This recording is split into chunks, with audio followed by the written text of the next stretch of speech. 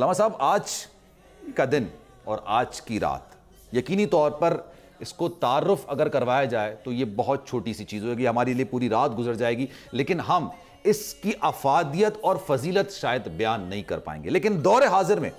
हकीकी सबक क्या मिलता है हमें सर? बिस्मिल्लाहिर्रहमानिर्रहीम। सबसे पहले तो मैं बोल टैलेंट चैनल और आपका शुक्रिया अदा करता हूँ। शुक्रिया सर कि मुझे मौका दिया ताकि मैं करबला और सैयद शुहदा इमाम हुसैन अलैहिस्सलाम के पैगाम को पूरी दुनिया तक पहुँचा सकूँ। अर्ज़ खिदमत है कि अल्लाह सुब्हानहू व तआला ने कुरान मजीद में बात इरशाद फरमा दी है कि क्या लोग ये समझते हैं अहसिबन्नास अन युत्रकू अन यक़ूलू आमन्ना वहुम ला युफ्तनून, क्या ये बग़ैर इम्तिहान के बस ये कह देना ज़बानी के हम अल्लाह पर ईमान लाएँ और उनका इम्तिहान नहीं लिया जाएगा। इससे पहले भी उम्मतों के इम्तिहान लिए गए। अल्लाह सुब्हानहू व तआला ने अपने हबीब को कुरान मजीद के ज़रिए पहचानवाया और अपने हबीब की आल को भी कुरान मजीद के ज़रिए पहचानवाया, चाहे वो सूरह हल अता हो, चाहे वो मुबाइला की आयत हो, चाहे दूसरी आयत हो, और फिर आये मवद्दत नाजिल करके इस बात को वाज़ेह फरमा दिया कि कुल ला अस्अलुकुम अलैहि अजरन इल्लल मवद्दता फिल क़ुरबा। हुज़ूर अकरम की तरफ से अल्लाह ताला ने फरमा दिया कि जो भी मैंने मेहनत की है, जो भी ज़हमत उठाई है, रहमत लिल आलमीन हूँ, कुछ अजर नहीं चाहिए सिवाय ये कि मवद्दत फिल क़ुरबा।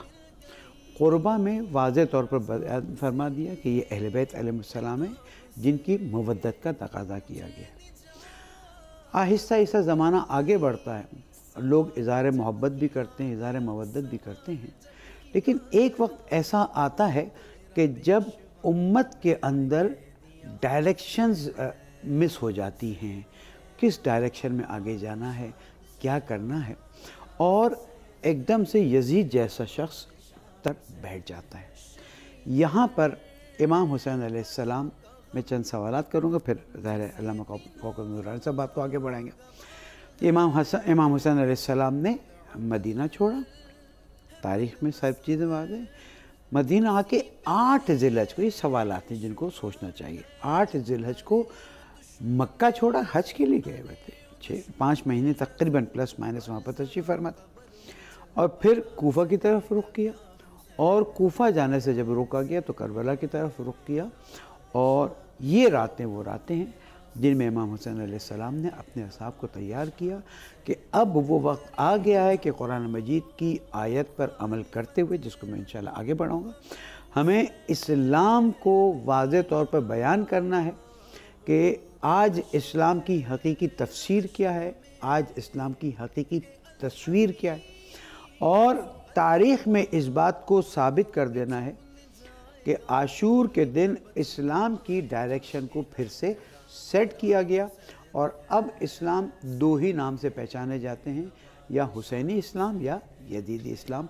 इस वजह से तारीख़ में आशूर का दिन, शब आशूर बहुत इम्पोर्टेंस रही होंगी, इसका इनकार नहीं है। हमारे यहाँ अहले सुन्नत भाइयों के यहाँ किताबों में बहुत सी फजीलतें जैसे आपने बताया, लेकिन क्या होता है कि जो फ़ाइनल फजीलत आती है, सैयद शबाब अहल जन्नत इमाम हसन और इमाम हुसैन, जन्नत के जवानों के सरदार इमाम हसन और इमाम हुसैन अलैहिस्सलाम को रसूल अकरम ने अपने ज़बान चुसाई, अपनी गोद में बिठाया, हर तरफ से पहचानवा लिया कि हसन और हुसैन मुझसे, मैं उनसे हूँ, ताकि जब इस्लाम पर वक्त आए और ये क़याम करें तो फिर तारीख़ में वाज़ेह हो जाए कि हकीकी इस्लाम का रास्ता कौन सा है और यजीद इस्लाम का रास्ता कौन सा है। सब्सक्राइब करें और बेल दबाएं ताकि कोई खबर रह न जाए।